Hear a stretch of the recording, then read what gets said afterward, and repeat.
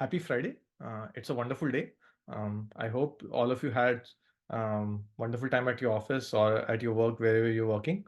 Today we're going to talk about a wonderful thing called about stock market, which is like price and why price matters. I think we all want to buy the best companies. We all want to buy the best teams. We all want to do to be in the market. But in terms of investors, right? As we being investors, what price we pay matters a lot for our future returns. So it's very important or very imperative for us to do the research on when to buy it, what price to buy it, right? Right. Before we start, I'm a co-founder of sscdiver.com. I'm also a software engineer by trade. I just did a Maven course. I'm gonna share that link with everyone. So feel free to check that out. So for the next 30, 40 minutes, I really want this to be a very friendly conversation. So feel free to stop me if you have a doubt. We want everyone to progress in the right way. Yes, there's some little bit of expectation that you would have seen the previous video so that you understand the framework. But again, I'm not an expert. We're gonna do this together. There are so many things that I don't know, so I may not have good answers, but we'll try to work it out. We'll find a better answer.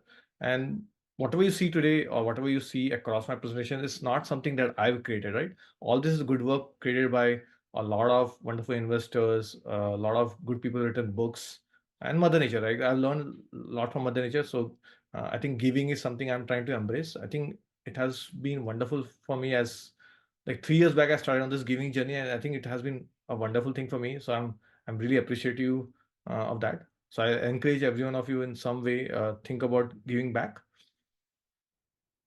So here's how SSC Diver looks like now.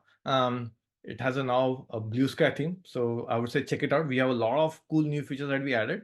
Uh, Before you even check it out, I would recommend reading this 10 lines that are written there. If any of that resonates with you, I think you are the kind of investor that I'm trying to help about.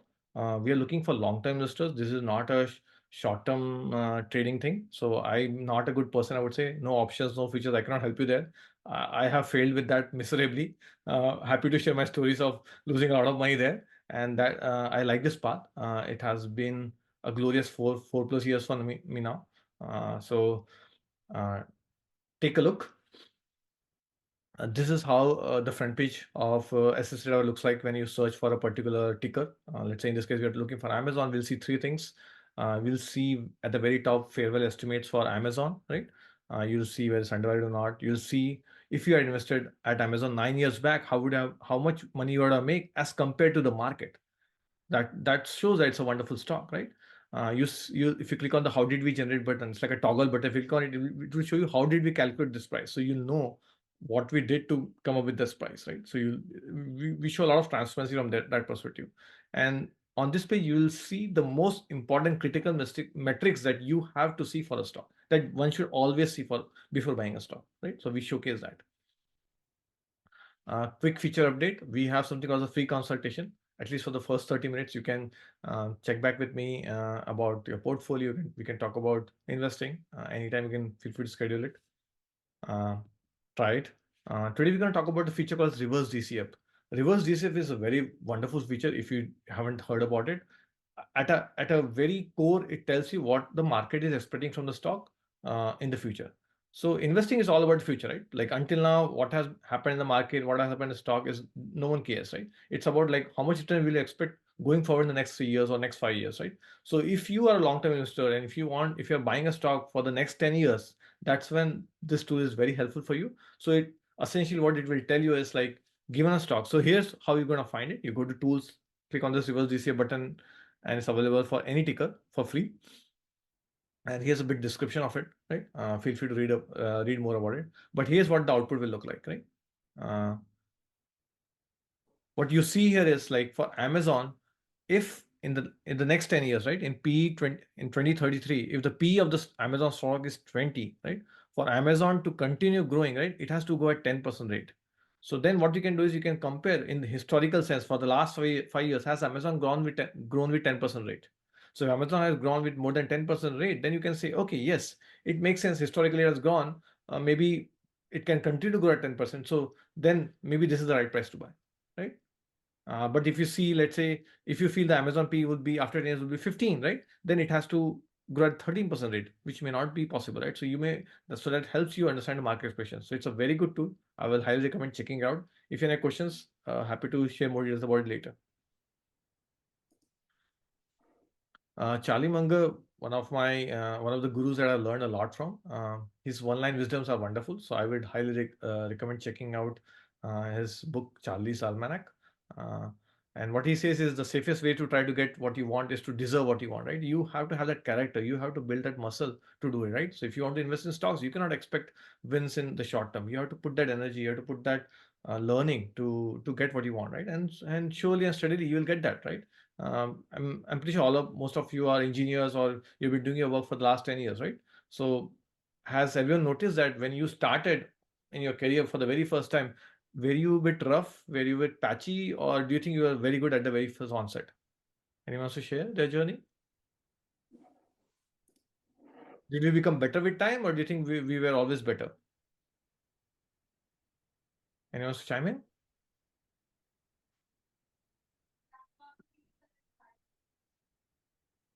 Aaron, you want to say something? Sorry, I'm putting on the spot. There's a saying in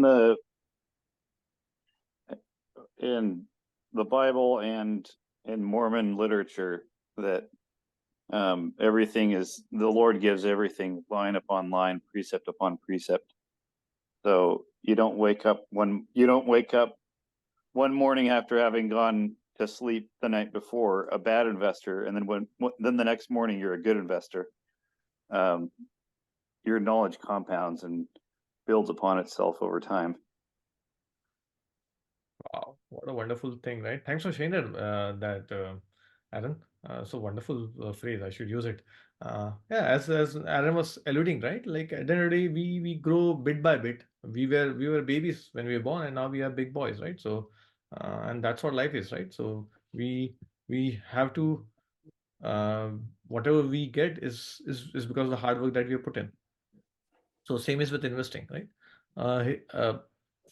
Pardon me for folks who don't know English, who don't know Hindi, right? But there's a wonderful song in Hindi. It's called "Nahi Karo Abhiman, Ek Din Pavan Se Ud Jana." What it means is like, why to have so much pride when one day we all will leave the world with nothing, right? So just be kind, just be helpful to everyone, just be giving, right? Before we go into specific stocks, right, or the specific part of the presentation, please do your due diligence before making investment. This is not a buy sell recommendation, right? Whatever we discussed today is not an investment advice. Please consult your financial advisor. And there's this wonderful, I like this thing, right? Are bhai meri zimmedari banti hai tujhe chetawani, right? So I'm just trying to tell you, please understand that there's a good chance if you have a short term mindset, especially in the next 2-3 years, there's recession almost every 5 to 10 years. So there is a chance that your investments will get on. So if that time you get out, it's gonna be really catastrophic for you. So please only invest money that you don't need for the next 10 years. It's very important. Okay. So here's my philosophy for people who just joined, right? The number one thing before I buy a stock is like I look for, can I lose my money on the stock, right? So risk management is the number one thing I look at. It's okay if I don't make the money. I believe that if I buy a wonderful stock, the upside will come. The only thing that I have to guarantee is not to lose my money, right? And the second step in my pillars is like you buy wonderful companies. And so the question you ask before buying companies, you ask yourself, do I see this company being there after 10 years after? And if you feel this company is there after 10 years, if the answer is yes, like there's no if, right? The answer is yes. And you feel the company is growing, then that's my company to invest, right? So that will cut down like, 90% of your stocks that you're looking at, right? If you feel there's a doubt, I wouldn't even go to that route. I wouldn't spend even my time on that, right? So that's my filter criteria, right? And today we're going to talk about not to overpay. So that's what we're going to talk about. So that it matters what price you pay matters, right? Um, and then the next step is like just you need to, as you go to a doctor, you take care of health, you check your blood pressure, your sugar level every year, right? Similarly, what companies we buy, we should do the periodic health checkup for them. We should check whether their revenues are growing, their profits are growing, are customers liking it, right? Customers loving their product or not, right? And then let the compounding take care of its magic, right? And so process matters. So yeah, in the meantime, when you're free, what do you do now? And the question is, what do you do, right? So I think like you spend time with the family, you have fun, right? You spend quality time with your kids, right? You make a list of your stocks that you want to buy next, right? Wait for those opportunities, right? And that's it, right? And again, remember the number one goal: do not lose money, right? So this is a quick recap from our last 4 sessions. We concluded that we should not look at stocks as like trading pieces. We should look at them as businesses, and I would say more as private businesses. And we probably will have a future talk about why we should think out as private businesses. But essentially, you should look at like as you're buying a property or gold or farmland, right? You're not going to sell them, right? You're going to hold it for a good time, right? And you don't know, you're not looking for prices every single day, right? Has anyone looked for the gold price every single day? Oh, today my gold price is this. Today my gold grew by 5%. Does anyone look at it like that? I'm not hearing any voice. Come on. No. Do you look at your No. gold price every day? No. Do you look at your house price every single day? No. Yeah. So I don't know why we look at stock price every day. That's the problem, right? So I think that's what we are trying to put a big onus on buying, right? We are trying to say we want to buy good companies, and then we don't need to look at that, right? We are trying to be business owners, right? And so we also learn how to find floor value of a stock before buying, floor value of a business before buying a stock. So I'll highly recommend, and when you know the business reaches floor value, that's the time to load it up. You have to buy that. You should not wait for market to fall, right? You should buy it, right? And then we talked about how to be contrarian. We talked about our biases and myths and why we should only buy quality stocks. It's very important, right? So feedback time. Let's go back down memory lane for people who have seen my videos or who have gone through, at least have seen the philosophy, right? Tell me more. What is bringing you back? What is making you attend this presentation? What is one thing that's standing out that bringing you back? I think for me, the philosophy that you have, that matches what I feel. I burnt my hands by getting into a few stocks that, I lost a lot of money. So I don't want to do that anymore. And I think for me, value investing is the way to go. Rohiji, you want to go ahead next? So for me, basically, from my previous few years of experience, by value investing I'm looking for is that patience to not trigger selling, that panic selling which happens because market goes down suddenly.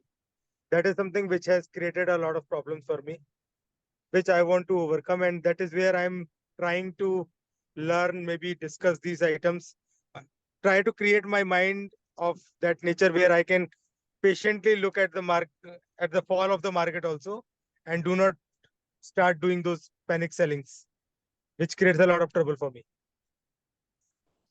What has stand out for you? Like, so, okay, so I think you have this wonderful experience, and I really like the way you talked about the panic selling, right? Which we should talk about sometime. Anything that stood out that you have seen in the presentations before that made you join the sessions, or anything you heard from your buddies, friends, or through the WhatsApp groups? I'm sorry, I'm not that friend. I have not spoken to anyone regarding this in past. Whatever I'm following, I'm just following your messages so far, and the concepts and the whatever topics we are discussing so far. It looks like they are very interesting, and I try to relate to them.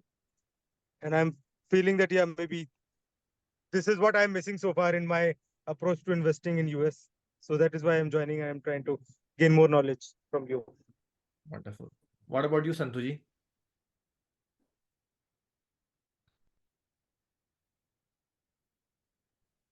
Well, again, like I said, right? So, I mean, I want to be a value investor. So I don't have any previous, knowledge from your previous sessions. This is the first one I'm attending. But in general, I want to really understand the fundamentals. I do understand a little bit of technicals, but technicals will definitely lead you wrong, lead you in a wrong way many times. But that's about it, right? So, okay. So I'll highly again. I'll highly recommend checking those videos, Santuji and Rohiji, because it's gonna be helpful, right? And that way we can become a tribe, right? We can speak the same language, right? What about you, Aaron? I think I have bit of the opposite problem as Rohit. So I've kind of observed crazy market behavior and craziness. But I think in my investing behavior, I tend to be a little bit. I don't want to react to the market, and I want to wait and see. But then I don't bother doing the research to see what I need to be doing. So I have a bit of a different problem. I think oftentimes I might have an intuition of where the market is at, but might not be might not have enough certainty to take action. So it's I want to get stronger in fundamental analysis and see if I can understand what makes a company a good company. I really like the way you put it, Aaron. I think we all have opinions, but the problem is when it comes to action, we don't take it, right? Right, and that happens. Yeah. Like, maybe we get scared, or we panic, or we believe that it can go lower, or we have a different reasoning that time, right? Is that correct? Right. Yeah. You want to. Yeah. Sometimes you want to wait and see, and then the market gets away from you. Right. So just a quick recap, right, about certain things that we discussed, right? So if you're looking for 8 to 10% returns, right, the first two rows will be a wonderful thing for you, I would say. Check those investments out. Check passive index investing, maybe buying a Berkshire, like do a 50% split. I don't know what a percentage split feels like good, but the first two would be really good. And that will require no work from you. And you are set for your future, right? You're going to get those returns. Trust me. Again, as I said, like if you're looking for more than 10 years, right? And if you want to make a little bit more, that's where I come in, right? And my goal is to earn that 3 to 4% alpha, right? And it requires work, right? It requires buying a basket of wonderful companies. But these companies, if you look at it, they are the companies we use every day. So it's actually very easy if you look at it right away. But yes, you need to put a little bit of work initially, and then it's just more about periodic health checkups, right? So that's what I teach. And there's another way where you can earn like 1000%, or you can lose everything. And there are other styles of investing. It doesn't matter. At the end of the day, it doesn't matter what kind of path you choose. If you make money, that's what counts, right? At the end of the day, that's what matters, right? So it's not necessarily people can become great can earn wonderful through my way or your way or some other way. Please do things that you like. Do what makes suitable for your philosophy or your mind. I just want to showcase all the possible mechanisms by which you can make money. My goal is simple. I don't want to worry about the market tomorrow, what's happening. I want to make sure that I bought a good business, it's going to be there, so I'm going to get my money back. Simple, right? That's how I look at it. The same thing in like a row and like a just text format, I would say. So here is so typically, as has been said, like 99 or 90% of the investors 99% of the funds don't meet the indexes, right? Is that correct? We all have heard that, right? Fair? But here are some of these investors who have beaten the market, who have beaten index for the last, I would say, 55 years, 30 years, whatever you want to call it. And what this graph shows here is the alpha. What does alpha means here is like, let's say the market has made 10%, and let's say you take Warren Buffett as an example, right? Warren Buffett, if the market has returned 10% return over the last 50 years, Warren Buffett has done 23%. Does it make sense? Everyone? So it's a 30% alpha market Warren Buffett has generated for the last 55 years. That's big, that's massive. And that's why it's a very big stock, right? Right? Okay. There are people like Duncan Miller, Jim Rogers, Josh Soros, they have done it in different ways. So everyone has their own ways, right? Joel Greenblatt, he does yearly switch, right? So everyone has their own way. But what this shows is there are people who have this special skill, and they are able to beat the market every year for the last X years, right? And they have their own ranges, right? So I'm not superior than like them, but my goal is, I think given my understanding, I think I can do 3 to 4%. I feel very easily, and that's what that's what my agenda is. Okay. Again, the same thing. So earlier we saw like the difference, like the market and what they want. This is like the absolute, right? How much they have actually made, right? So Warren Buffett has made 20% CAGR for the last, 55 years. That's a big one, right? So I'm not sure about your investment track record and your CAGR expectations, but if you, the only thing I tell people is like, if you have lower expectations, you're going to do better, right? I always tell myself like, or my kids that, your mom had very low aspiration. That's how she married to me. So I'm very lucky from that perspective. Um, so this is the impact of fees, right? So people rely on index investing, which is actually the cheap form of investing, but people sometimes go to financial advisors or they buy funds which have some load fees. So let's say if you bought a fund that had like a 0.5% fee and a 1.5% fee, in 40 years you are paying 100K to the fund, right?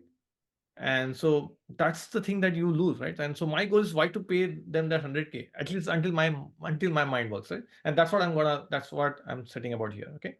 So my goal is if I can manage it until that time, I don't want to pay money to anyone, right? And so be careful about that. Fees are a big cost. The next big cost is taxes, and the third biggest cost is commissions, right? Which we'll talk about later. These are like the buy and sell commissions that you pay for every transaction, the trading commissions. Okay, I think this slide should have been like the graph should have been hidden, but I'm sorry, I don't know why. So here is this was surprising to me. So JP Morgan came up with this report, and the average investor. So we say that the investors make 9%, right? Typically, right, on an average, but average investor has actually made only 3.6%, and it was like I was surprised to see this number. I don't know what if anyone has any thoughts. Why do we see this number? Do we know why an average investor only makes 3.6% versus like the index is making 9%? Anyone has any thoughts? Why?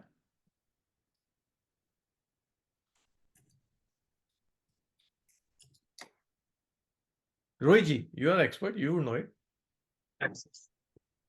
So taxes, first of all. Secondly, if we are kind of correcting the inflation index to the real gain, then maybe the net present value of the benefit is less than what actually is in the real numbers.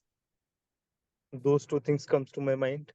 I think don't worry about the inflation part, Rohiji. Inflation is actually taken care of here. Do you see that? Inflation is going at 2.2%. So this is like with inflation included. I think we buy at the wrong time and sell at the wrong time. Wow, Arvindji, thank you. Thanks for saying that. Yeah, that could be one of the definitely that's one of the reasons, right? The second reason, as we talked about it, there are these fees that you pay, right? There are these taxes you pay. There are these trading commissions. Every time you buy and sell, right? Someone is getting the fees. Do you know what kind of companies get your fees when you trade and when you trade frequently or trade every day? So there is always a hidden kind of there is a spread which is already there in the price built in. When we are buying, it is not the true price at the market level. Even these free trading apps, they keep that spread within the price. And Keep Rohit, their that's margin. a very wonderful point. I really like it. So now you know what companies to buy when you want to make when you want to invest. These companies will make money every time, right? Makes sense, Rohitji? Regardless of what happens, right? Yes. Yes. Santosh, They are making money on every trade. companies that can But- make money every time when we trade, when we transact. I'm sorry. Do you know some examples of some companies that make money So should I be buying Chase Bank stock, JP Morgan? Yeah, wow. Thanks. Anyone who's charging fees for financial services. Exactly, brokerages, banks. Yeah. There's an old anecdote from way back in the maybe pre-depression era, that someone gave a client of financial services a tour of the boatyard, and they're saying, oh, this banker's yacht is over there, and this broker's yacht is over there, and this banker's yacht is over there, and the guy said, well, I see all the financial providers' yachts, but where are their clients' yachts? I love that. I hope everyone got the joke. Everyone got the story, right? That I think it's a real story. That's what happens, right? I think it actually is a real story. Yeah. So let's get back to the main topic, right? Why price matters and why multiple, like, right? In stock in the company in the companies that we buy, there's something called the PE, like it's called price to earnings multiple, right? Or some kind of like price to sales multiple, whatever you want to, or price to book multiple, various kinds of multiples, right? It matters, right? Why it matters? Let's talk about it today, okay? So before we go into like what multiples to buy, let's talk about philosophy. Let's talk about our thinking, right? All right. Let's talk about what we do in our normal lives. So let me ask you, does any one of you look for bargains? All the time. Tell me who doesn't look for bargains. I really want to know that person. Okay, I want to know thumbs up, right? So everyone looks for bargains. Is that correct? Can we do a thumbs up? Wow.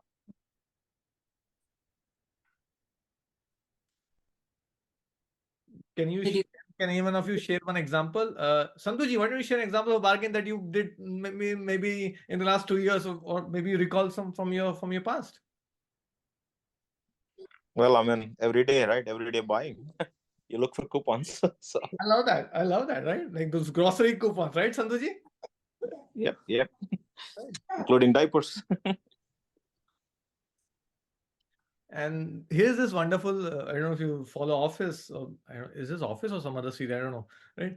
When we see $20, we don't like it, but when we see 99.99, our eyes like spark, right? Or we see that something, right? So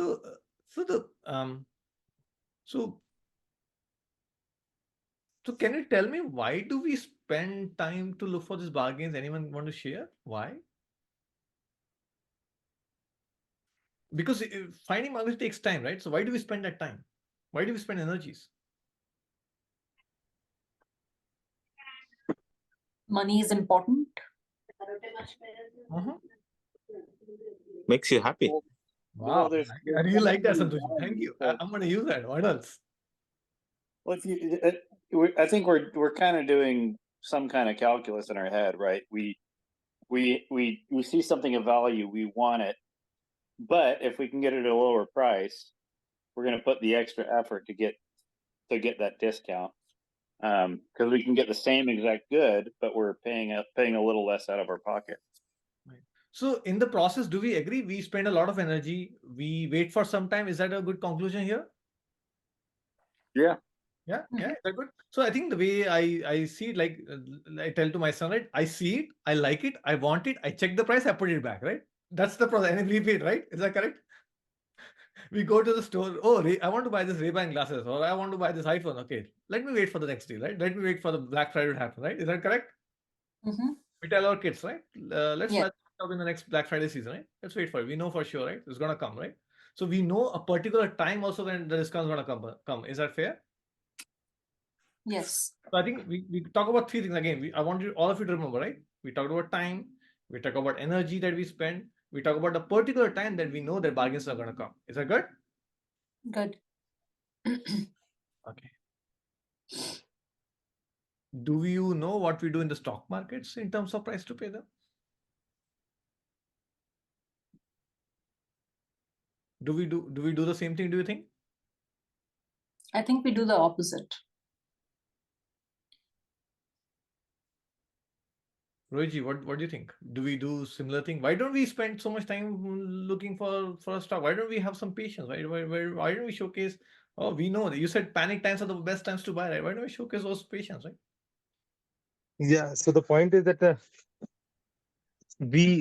immediate benefit in terms of money or versus the benefit in terms of maybe experience is different.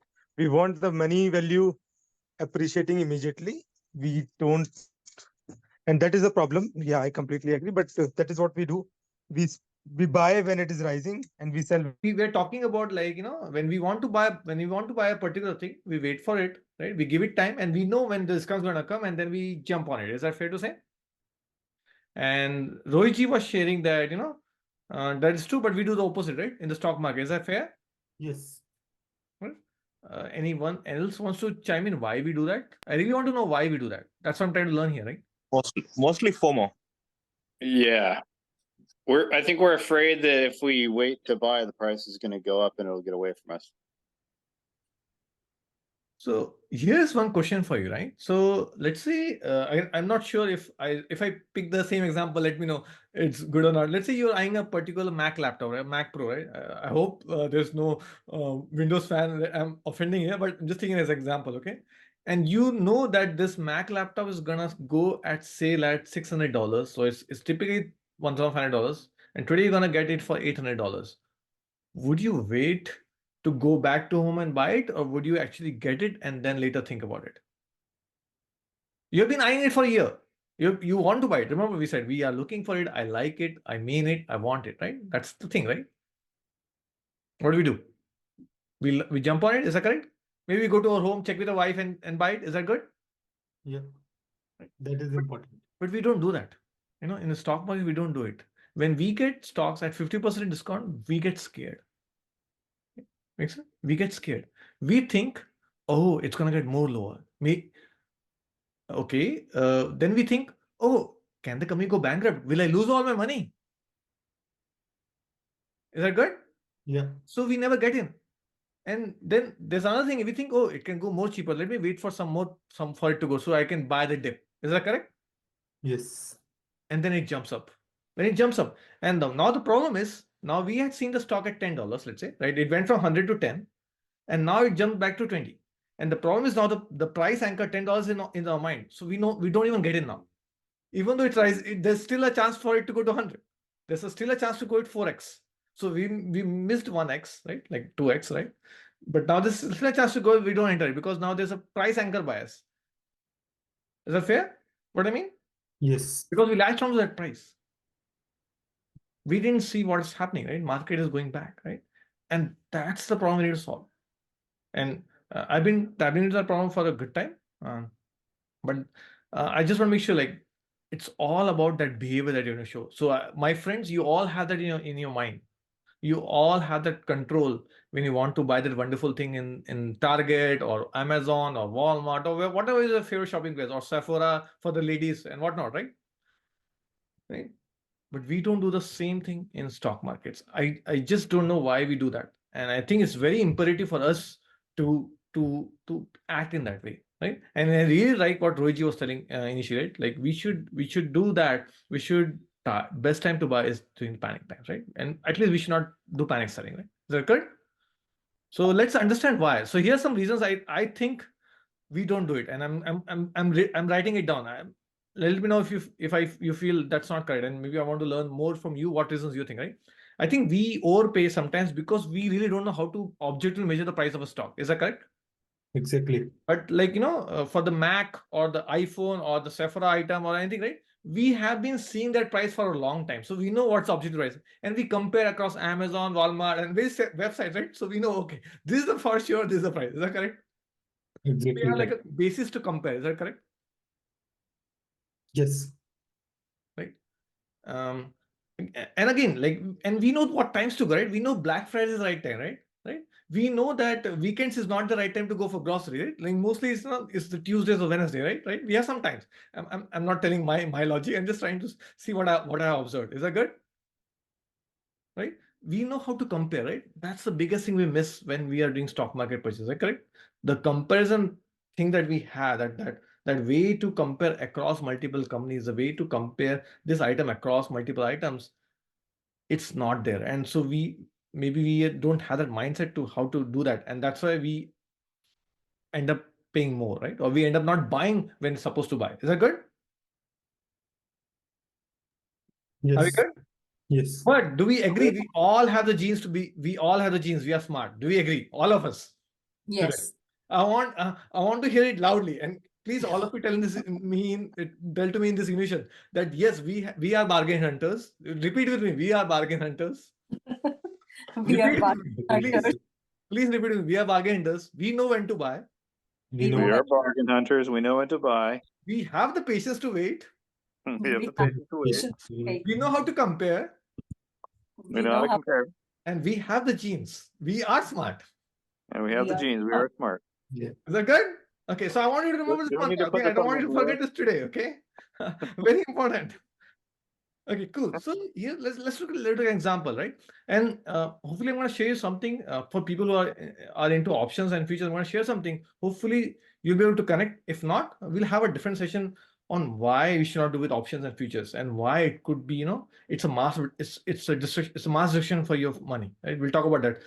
If you're not getting it through this presentation, it's okay. We'll have future presentations, but hopefully that's going to come with the story that I'm playing today. Okay, so here's an example stock, right? So as you all know, right, a price of a stock is always a relation with its earnings, right? It's a directly proportional. Everyone understand math, right? Like a directly proportional relationship. So if the earning grows, the price of stock will grow. Do we all agree to that? And if you're not, I would highly recommend seeing the first 5 videos. Okay, is that good? Can I get a thumbs up on that fundamental understanding? Yeah, that's true. Okay, so here's a company. Okay, here's a company for whose earnings per share. Let's take profits. Let's keep it profits for now. Okay, went from $1.5 to more than $5. What do you think should have happened to the stock price? Now, please tell me, up, down, what? Tell me. Yeah, it should grow.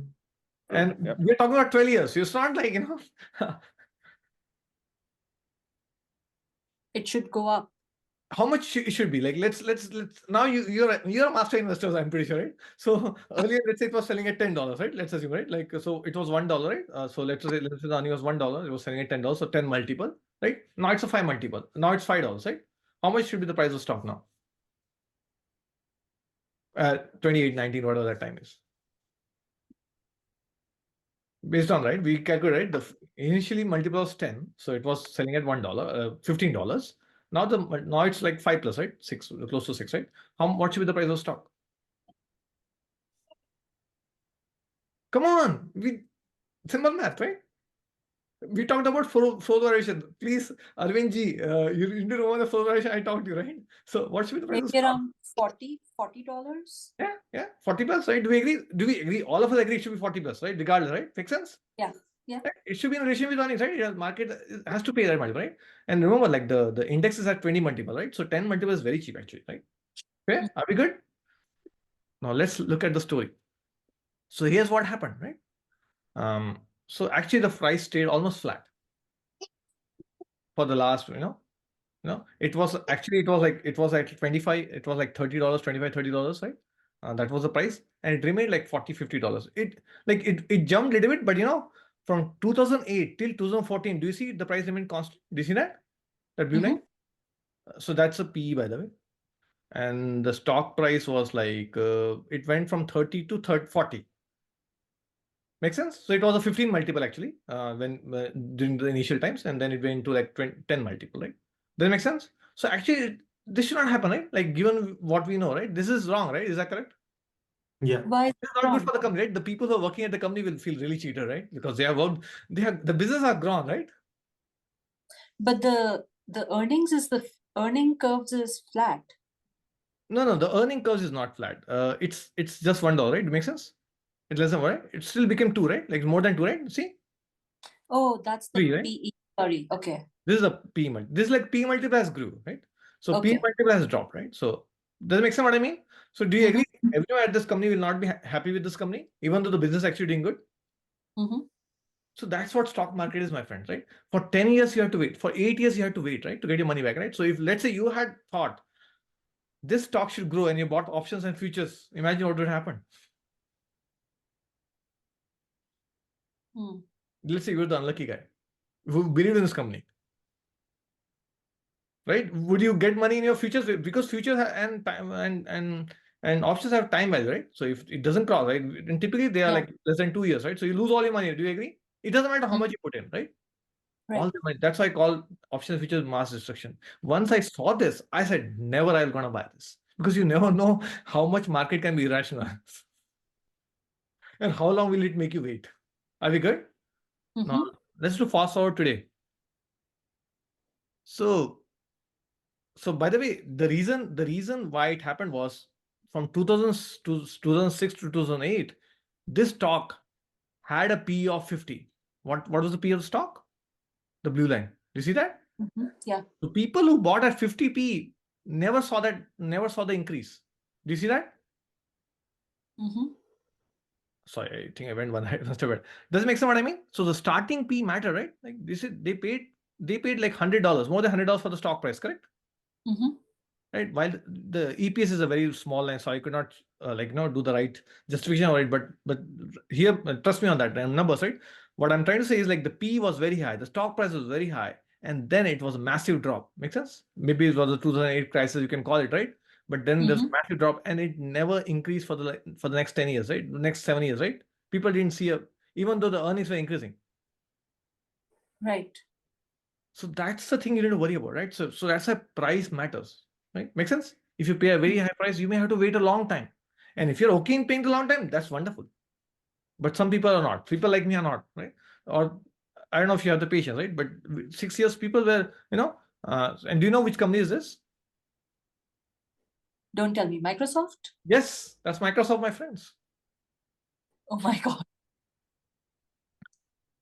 Well, today it's a monster again. And so the same company, which was a wonderful company 15 years back, became a dull company or a dud company in between 2010 to 2018, and now it's a wonderful company back. So do you see how markets can be irrational? How prices can go very silly, right? How we get opportunities, and here the opportunity was there for like 6 years, right? 8 years, right?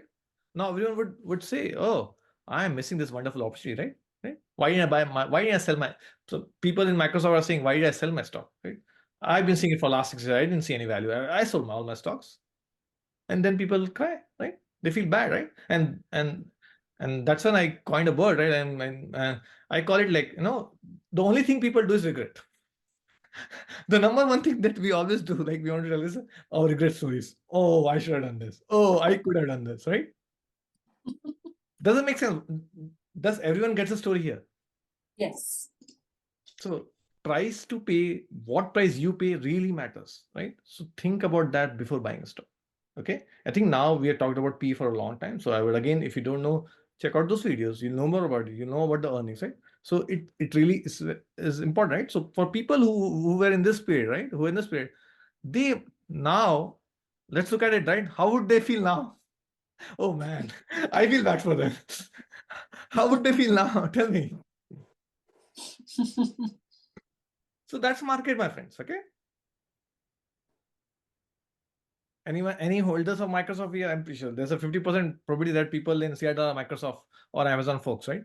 And they hate Amazon, by the way, because Amazon stock has always been growing. And so there's a rivalry there, I would say. But they, like, now everyone's happy with Microsoft, by the way. Is doing wonderful. It was always a wonderful company, to be very frank, right? It's just, it was being tested by the market, right? I hope everyone gets the message. And again, I want a big round of thumbs up if you got the message here, right? And if you get the concept, and if you're getting what I'm trying to say here. And please say yes. I want to hear a yes now. Yes, we got it. Chandan. We did get this price to where really matters. Yes. Can I hear a round of voice from everyone? Chandan, this is what we are evaluating today after looking at where Microsoft stands.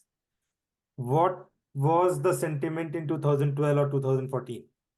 There was no, what kind of projects could have kind of triggered a purchase for Microsoft at that time? What was the indicator which would have said that, okay, in 2020 or 2022, Microsoft is not what Microsoft is in 2014? I really like the questions. I don't have an answer for you, my friend Rohit, but here's what I'll tell you, right? Can anyone predict the future? Agree. No, but the point is that when we are saying that, okay, it is a good company, it is a good company today because we are looking last 16 years of returns, and we are saying that, yes, it is a good company because obviously it has given very good returns if we had held it for 16 years.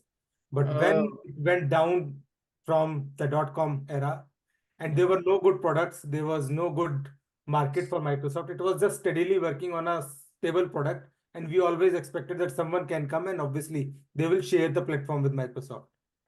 I'm What sorry, was the Rohit. sentiment I indicator have a which very you different had? view from you. So I think I'll suggest you missed the presentation. So I'll suggest you should look at that. You're looking at stock price, my friend. You're looking at business. The business is growing. We talked about it. It doesn't matter how the business was growing, at what pace the business was growing. The business was growing. We Okay, put that, right? So if business is growing, we buy the stock. okay. I think you should look why. So yes, there were clouds. So why would things go cheap? There are these uncertainty clouds. You're correct. There were clouds that time. But the business was growing. It's not that Microsoft business went from 10 billion to $5 billion. It didn't. It went from 10 billion to $20 billion. You'll see it. Should Okay. get profits. Right? Fair enough. Right. We can spend time on that, right? But today is not the day for that, right? Yeah, sure. So I will highly recommend you to check out the financial statement for Microsoft for the last 20 years, and you will see what I'm trying to say.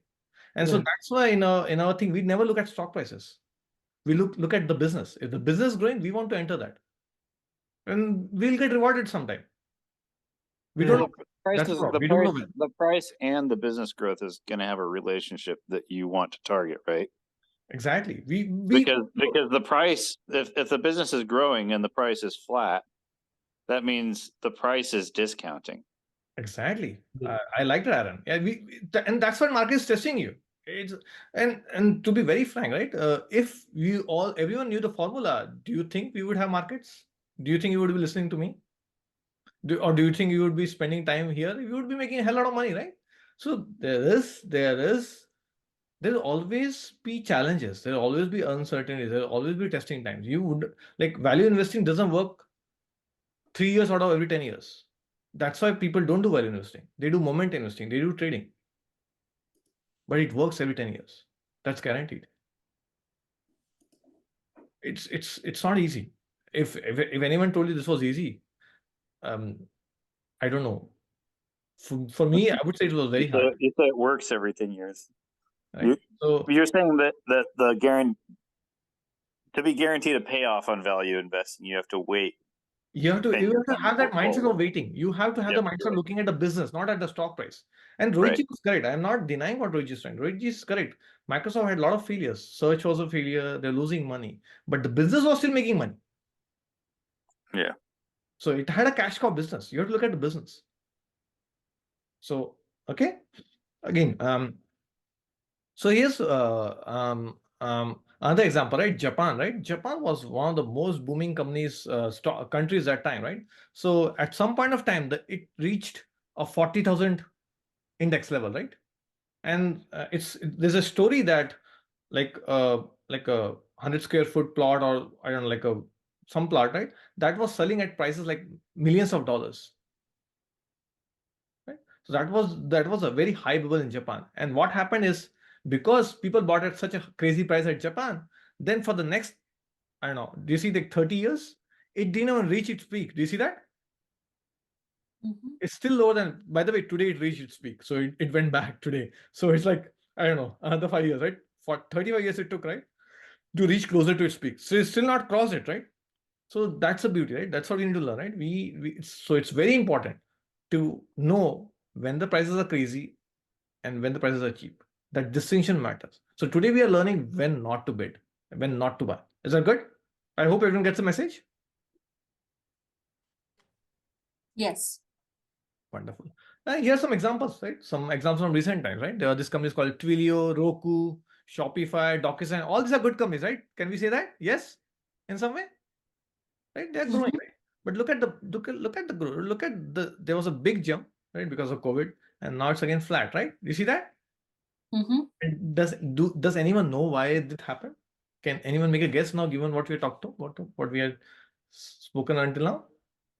Why it happened? Why do we have this big fall in each of these companies, or any of the tech companies? Why we see such 90% fall, 50% falls?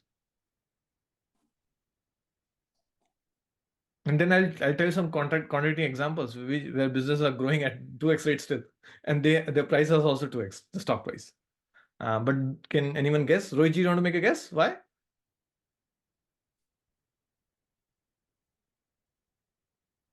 Santuji? Anyone? It's People okay. are Don't trading. get me wrong. Don't worry Not- about it. Right? Again, this is more about a learning session. Even it's a learning for me. So I would like to get challenged. And Rohit got a really good point. I really appreciate that. So that's why a lot of people left Microsoft. So I'm not denying that. But again, if you had looked at the business, you would bought it. Like if I was there, I would have bought Microsoft. Trust me. Obviously, I didn't have money that time. That's a separate problem. So I think in general, right, there are a lot of new investors in the market. People are just trading, right? So again, these were all, if you think about it, there's the stickers were so pumped up in the news, right? And then people fled into buying them, right? When they started falling, and obviously people fled into selling them. Again, goes back to value investing, right? Santuji, you're partially correct. So here's one thing I'll say. So markets these companies actually had increased earnings also. So that's why the price increased. Correct. So before 2020, But the micro trend also changed, right? After COVID, the macro trend or the micro trend both have changed comparatively, right? So I think that also impacted the sentiment. Yeah, so again, when we talk about here, we don't talk about macro, we don't talk about all those things. So yes, those are factors, but you're talking about business right now. So here, if you see the business increase from here till here, right? If you look at the EPS, okay, just trying to put some number out. Right? Even though all these companies don't have profits, real profits, okay, but like they showcase removing the stock-based commission and so on, right? But what happened in 2022 was they didn't have the same growth that they had in 2021. Make sense? Yes. And because they didn't have the same growth and the EPS went down, market didn't like it. Make sense what I mean? So if market has high expectations and the company doesn't perform to those high expectations, markets will punish them. Yeah. And that's what really happened. Okay, so you should look at, again, I would say go to these companies, look at their revenue growth numbers, look at their cash flow growth numbers, and you'll see those trends. Make sense what I mean? So market can be rewarding, but market can be punishing also. So no, markets will not leave anyone. It will test you, but it will not leave you. Does that make sense what I mean? Yep. Okay, good. So again, so let's talk about what are the takeaway for today, right? So we should never overpay. Can we say that? Yes. Yeah. And so we need to find the objective price. It's very important, very imperative for us to find the objective price, right? And so price paid is the most important defense mechanism, a safety net before you buy a stock. So always come with objective price, write that price down and say, I'm buying this because of this price and I believe this is the right price for the business. And then you observe that. And you say that, hey, I'm going to wait next 5 years. And I'm buying this because the business I feel is growing as a profits of this, and that's why I'm valuing at this multiple, and I feel this multiple should be maintained. Is that good? That should be your thesis before buying a stock. Are we good? Yeah. So I have Go ahead, Arvindji.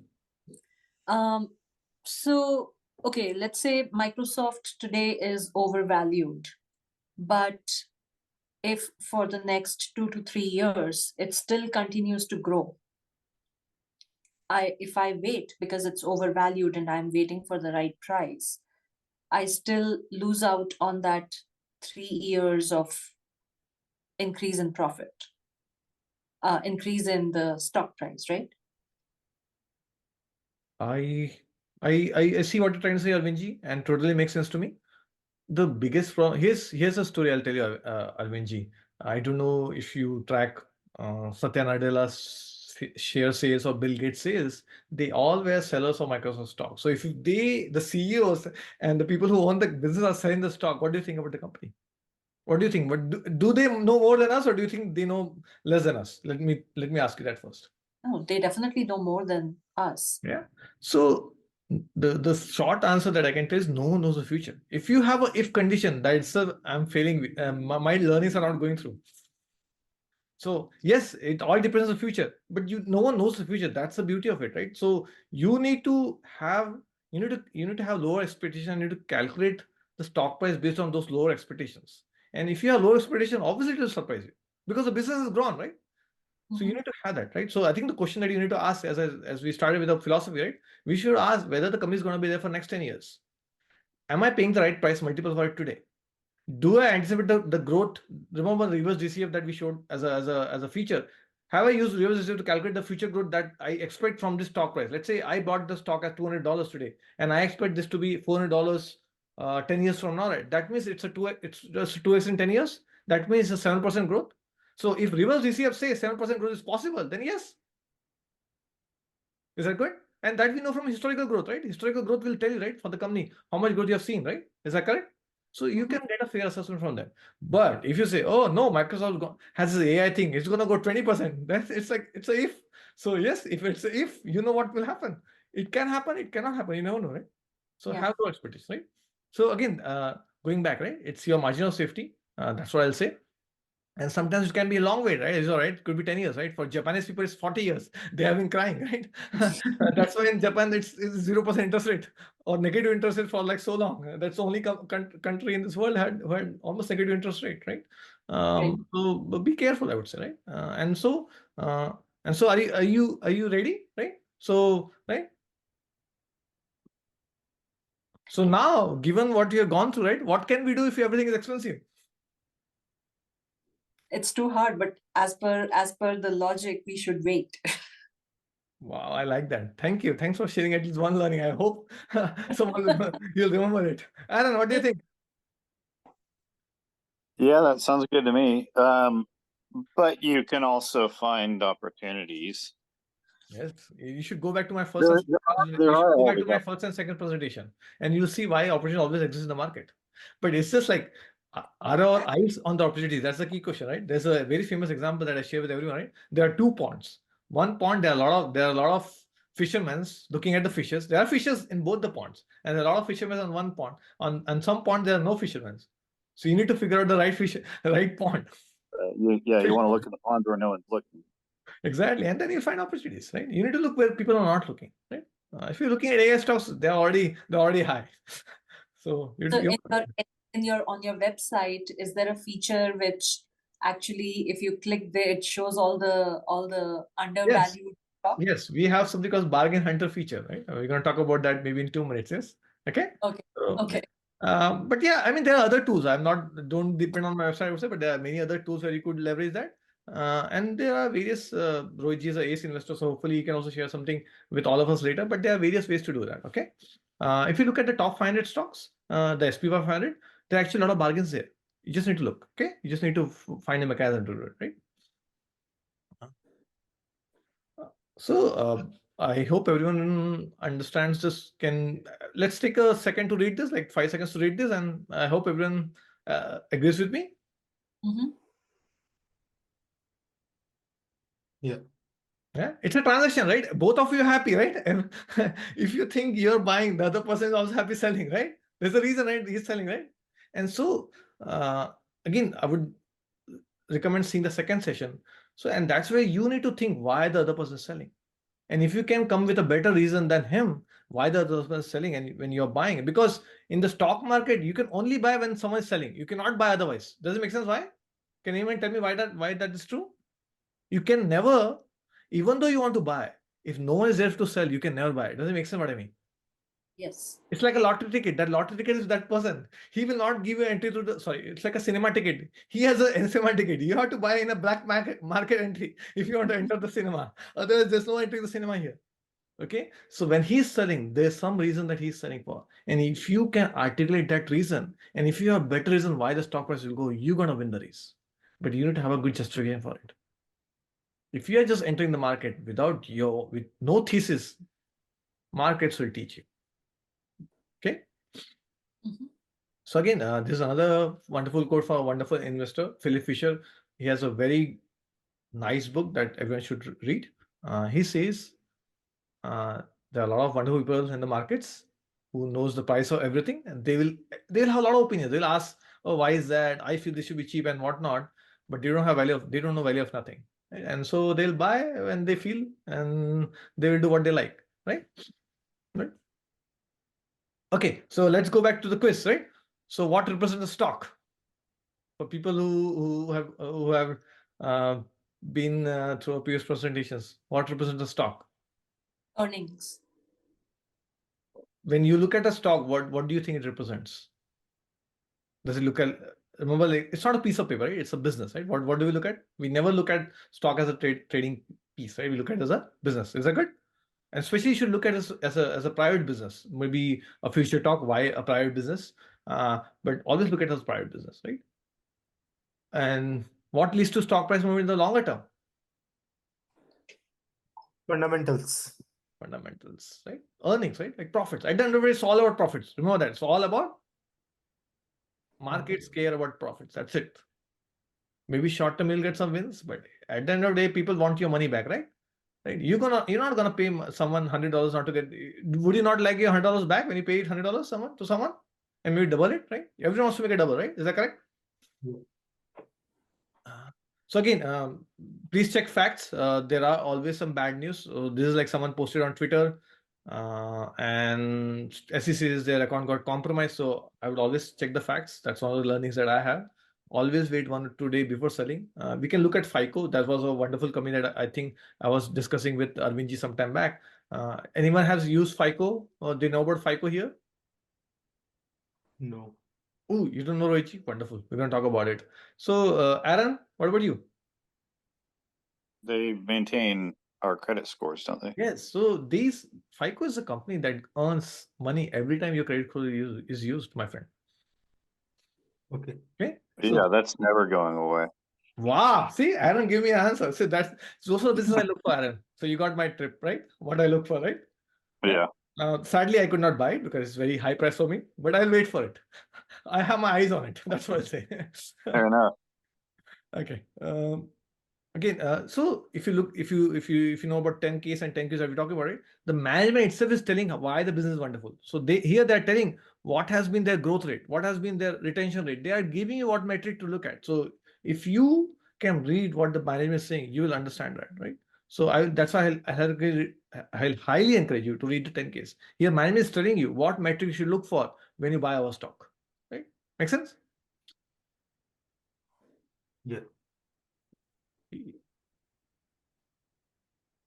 Again, reminders, we should never look at returns, but that's the only thing we look at. We want to make a double, we want to make a triple, but what we should look at is our behavior. Can we have patience? Can we control the risk? Can we look at the right price to buy, right? Can we give it time? Okay. That's what we control. We don't control returns, right? We saw how much time Microsoft employees had to wait, right? Or Microsoft investors has to wait, right? So we don't control returns. So please don't look at returns. Please look at the business. That's what I say. That's what you control. Because if you buy a good management, you'll get the returns. Trust me. So going back to our fundamentals, right? Here's an analogy that I always present, right? There's a man who represents the business in this case and a dog, right? Which is stock price, right? What would you look at, Aaron, now? Would you look at the dog or would you look at the man?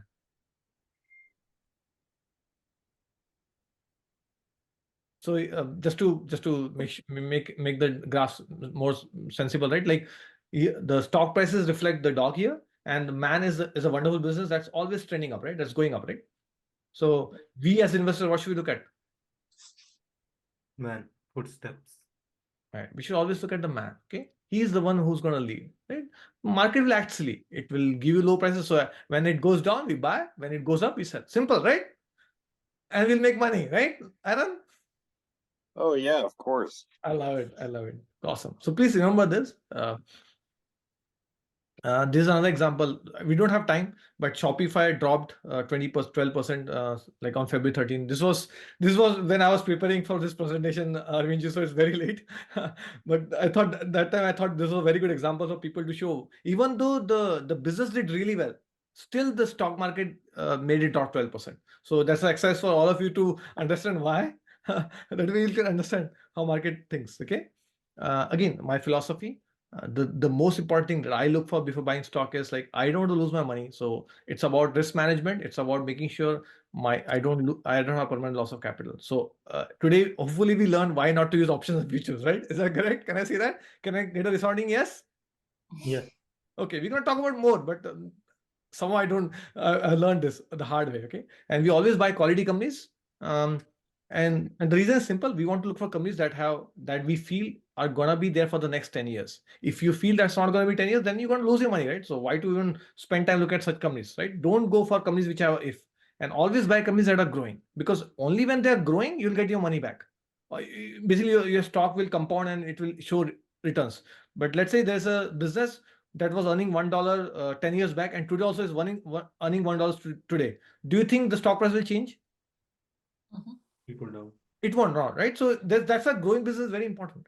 So if you think, oh yeah, the stock is very cheap, it's just at $5, like 5 times multiple, right? But so it's $5 because it has $1 earnings, so it's 5 multiple. Yes, it's cheap from a metrics perspective, but will you get your money back? No, it's going to be $5 after 10 years also. So there's no point in buying such a business. Okay, so do not overpay. That was the message here today. I'm hoping everyone got the message. If everyone got the message, can I get a thumbs up and a resounding yes again? Yes. Yes. Wow, I love that that solid voice. Rohit ji, what about you? I didn't hear that. Yes. Wow, I like it, right? And so process matters, right? So make sure you do your periodic health checkups.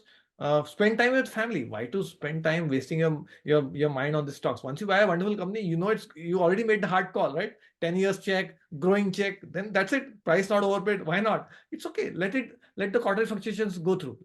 It's okay. Just keep checking it, right? If there's a continuous bad degradation, then you can sell it. But if it's not, it's going to compound. And don't buy one company. Buy like a basket of companies, right? We're going to talk about portfolio allocation sometime later, but that's how you should focus on, right? So our goal is not to lose money. Remember that, okay?